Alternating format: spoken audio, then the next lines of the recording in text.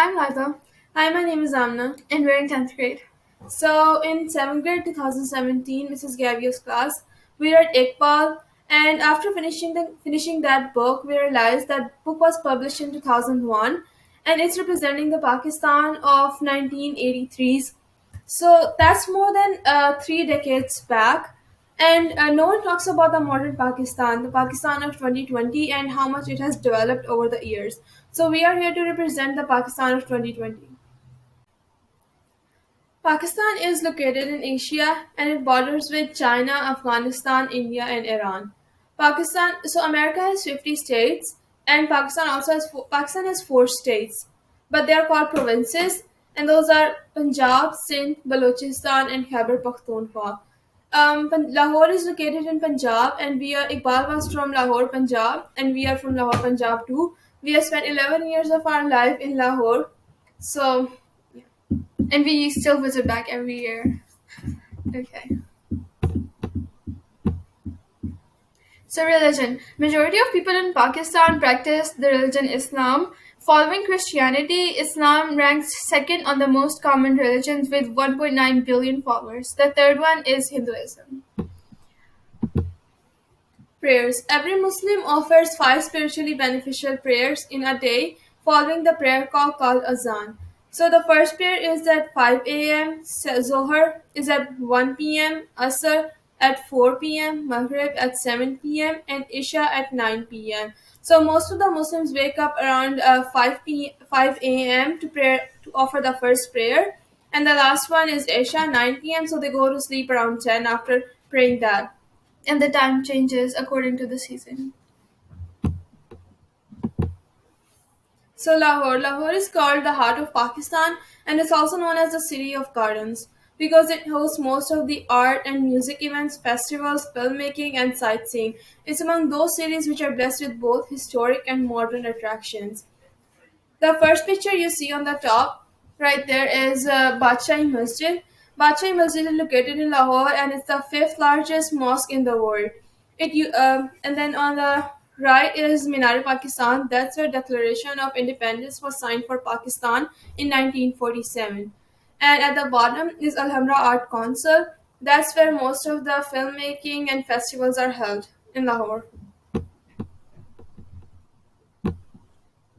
That's just a picture of Funland in Pakistan. Okay, so for the attractions, the first picture you see is a picture of Sheesh Mahal. It is also known as the Palace of Mirrors and was built in the Mughal era in Lahore. It is covered entirely in mirrors and it's a beautiful place to visit. The second picture you see is on the right is a picture of Faisal Masjid, and it's the fourth largest mosque in the world. It's in the capital of Pakistan in Islamabad, and it's also a beautiful place to visit. Okay. So Kalam, it's in the northern area of Pakistan. It's known as heaven for trekking, and you can do a lot of stuff if you go to the northern areas of Pakistan, such as in Malam Jaba, you can do skiing, and in Churna Island, you can snorkel. In Sawat Valley, you can do bungee jumps, and in Karachi, which is not in the north, it's in the south, you can do parasailing. Other than that, you can go to Noshak Peak for mountain climbing and Sawat River for river rafting. Okay, so lifestyle and homes. In Pakistan, there are a variety of homes in different shapes, sizes, and colors. The fun part is that the houses there have rooftops and terraces, unlike American houses. So in America, houses usually have triangular rooftops because of snow and weather. But in Pakistan, the houses usually have flat rooftops, so you can go on the rooftop, have parties, and all that. So these two are examples of modern houses in Pakistan. Okay, so the Eastern clothing. In Pakistan, people wear a variety of different clothes. Traditional clothes are shalwar kameez for Punjabi people. Shalwar kameez is worn by both men and women. Women wear it in different colors, different styles, and embroidery on it, whereas just men wear it in simple and plain colors, solid colors. As well as Eastern clothes, many people also wear Western clothes. As you can see, these people right here, you are not bound to wear only shalwar kameez in Pakistan. And then Then there are these people too. A lot of women in Pakistan prefer to wear a burqa or abaya. It is a long gown that goes from your shoulders to ankles, and on top of that, you wear a scarf to cover your head. And we wear both Eastern and Western in Pakistan. Shopping. So for shopping, there are malls and street markets in Pakistan. They are not usually shopping centers. They are only malls and street markets. So Emporium Mall is one of the biggest mall in Pakistan. It's located in Lahore, and it's about three-fifths as big as the Mall of America. There are 300 shops in Emporium Mall. Okay, so street market consists of shops and stalls with things at affordable prices. Most people prefer shopping in street markets because you can find everything there at affordable price. Okay, so Pakistani food, it's well known around the world because of its taste. So these first two right there are also known as are called roti in Pakistan, but in English they are mostly known as tortilla or flatbread. They are made out of wheat. Second thing, this one is chicken karahi. Third, that's a sweet dish. It's called rasmalai. This is biryani. It's a chicken rice and it's loved by most of the people all over Pakistan. And then these last three are the snacks: golgappe, samosa, and shawarma. Transportation. So most of the people travel around Pakistan using bikes, cars, and rickshaws. But bikes and rickshaws are most famous because they are easily available, and they are affordable. And for long distance travel, people usually use cars. Okay, truck art. That's my favorite part. Okay, so truck art was started by small companies to represent their business, but in 1950s it shifted into competitive art of having the most extravagant truck. So people invest or people spend almost as much as $2,500 on one single truck, and almost 50,000 people earn a living from this art. These are just some pictures of hand painted art. It takes almost more than 2 months for one truck to be done, or even more than that. They use all different kinds of paints and decorations. It's the best thing to look at. Okay. So Basant. Basant is a spring festival in Pakistan, and it marks the start of spring, which is like late February and early March. Families and friends gather to eat and have parties. There are kite flying competitions, and the winning team usually owns the kite they won. Um, Okay, henna, also known as Mehndi. It's one of the cultural aspects that represents Pakistan. It's not only for brides, and it's common and usual to have henna on your hand. The duration of stain depends on the type of mehndi you use, so there is natural and unnatural henna. Natural is better because it's safer. It usually takes 2 to 3 weeks for the stain to fade away.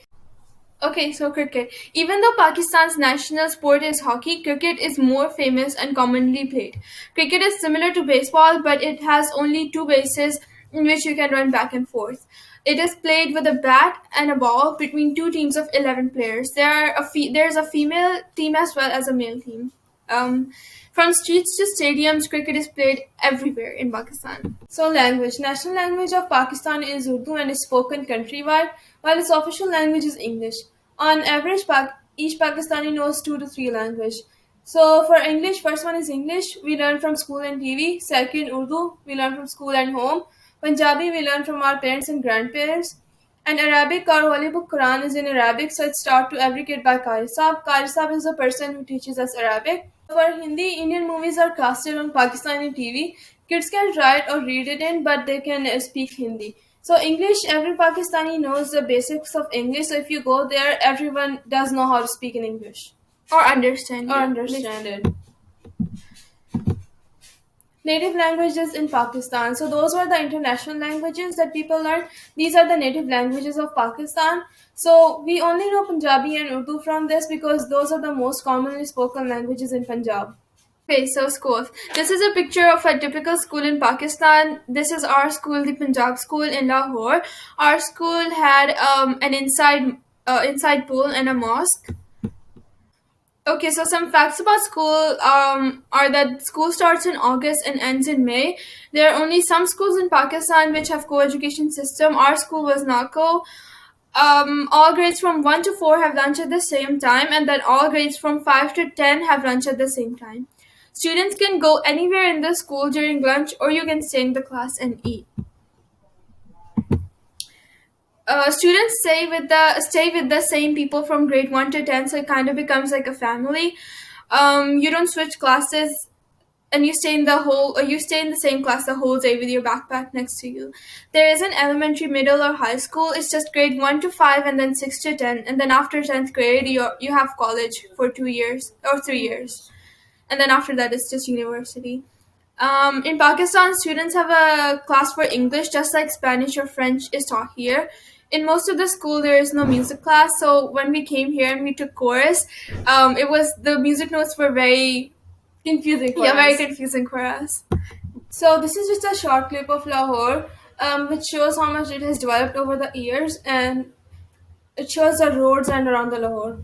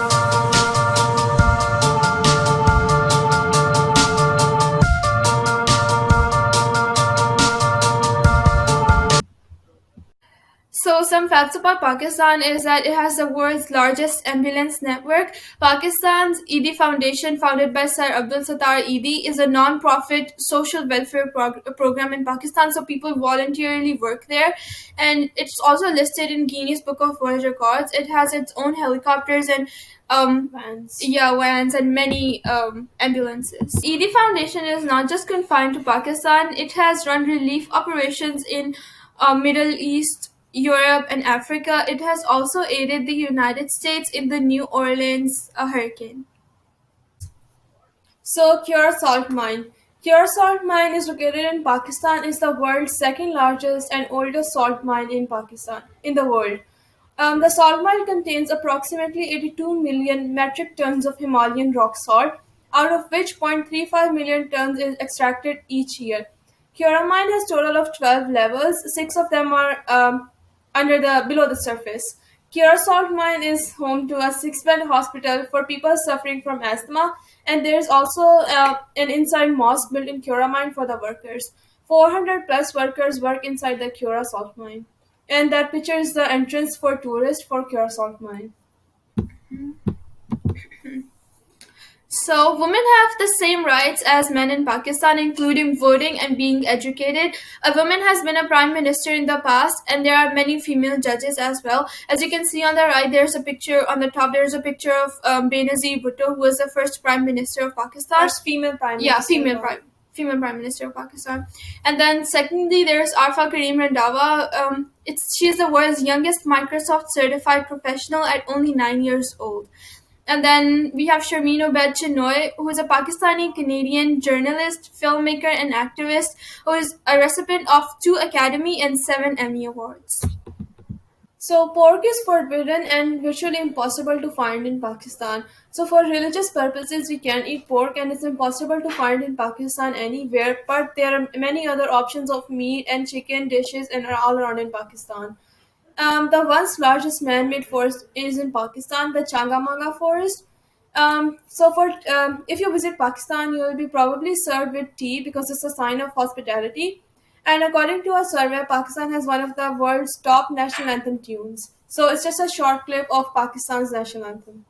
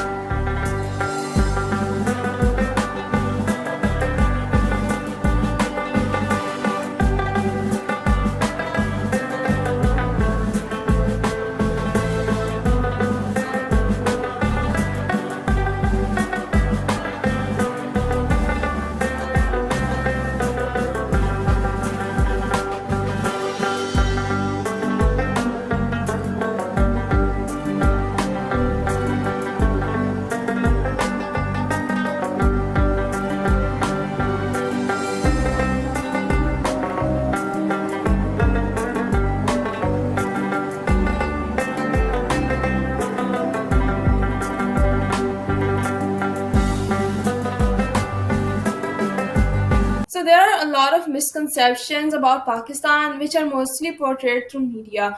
So people all around the vloggers from all around the world went to Pakistan to find out the truth themselves.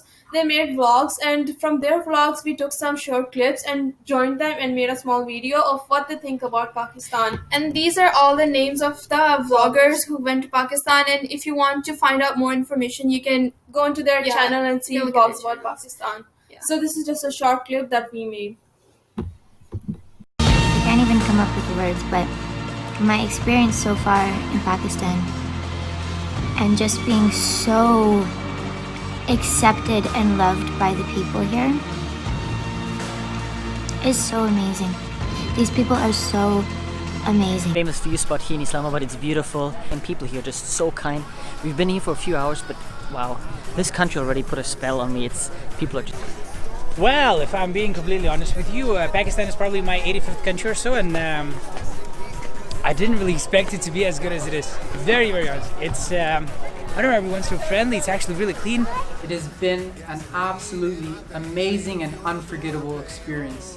Coming to Pakistan, I was a little nervous, I'm not gonna lie, I didn't know what to expect. The media back home portrays it one way, and since I've been here, I've realised that it's the exact opposite. In terms of my perception, I'm absolutely in love with the country. I'm already thinking, about when I'm gonna come next. At the start of the trip, I was a bit nervous, and looking back at it now, I honestly can't believe I even had the slightest bit of fear.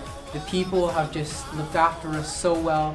They've welcomed Beautiful country of Pakistan. I know that many people around the world, including my friends and family, are afraid of Pakistan. They had all seen the terrible events of the past and they still don't think that traveling there is safe. However, I experienced a very different country from what most people have in mind.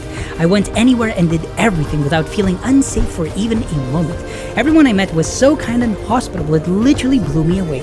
People shared whatever they had with me, they showed me around, and a lot of them would buy things for me simply because I showed respect to them and their culture by coming to their country. Traveling around Pakistan once again proved to me that there are billions of incredibly kind, friendly, and wonderful people in the world that will treat you like family if you ever get the chance to meet them. Thank you to all the wonderful people I met in Pakistan. You guys will stay in my heart forever. A broken heart.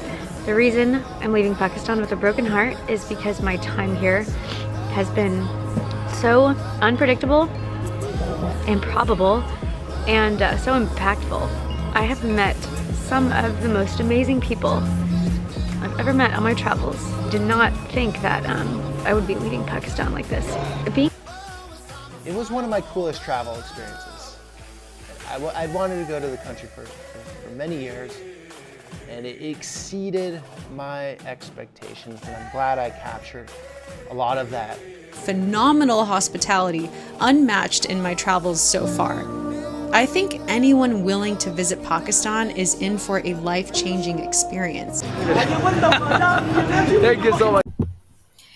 A huge thanks to Mrs. Gavio for letting us present Pakistan once again this year, and thank you to you, all of you guys, for listening. And hope this cleared up some misconceptions, and you guys learned a little more about a different country, Pakistan. And then, So these two images in Urdu, thank you is called shukriya. So these two images, the first one shows how to write thank you in Urdu, and the second one just says shukriya, which means thanks. So Mrs. Gavio sent us list of the name of students from all of the classes. So we wrote all the names in Urdu. Urdu is written from right to left, and it's also read from right to left. So you guys can find your names and see how it's written in Urdu. there's more, And that's the name of teachers. Yeah, thank you for letting us present.